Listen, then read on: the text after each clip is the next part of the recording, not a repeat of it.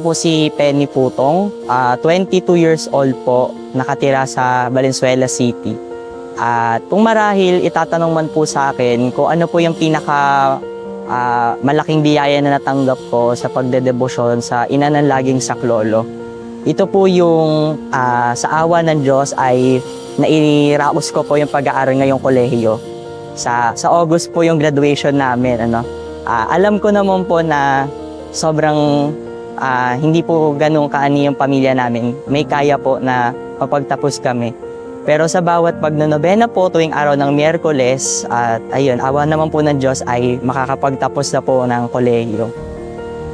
Marahil din po, isa rin po sa mga maganda at pinangahawakan ko pong prinsipyo, lalo po sa pagdedebosyon sa mahal na ina, ay yung katagang make her known and make him known.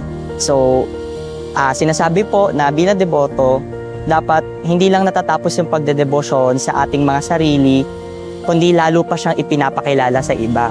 So sa ganung paraan po, pinapakilala ko po sa iba, lalo po sa mga kapitbahayan at sa mga kakilala ko, na kung sakali man po na kailanganin natin ng tulong sa anumang unos ng buhay, meron po tayong ina at kalong-kalong niya si Jesus sa kanyang bisig para maging ating laging saklolo at tanggulan sa lahat ng pangangailangan.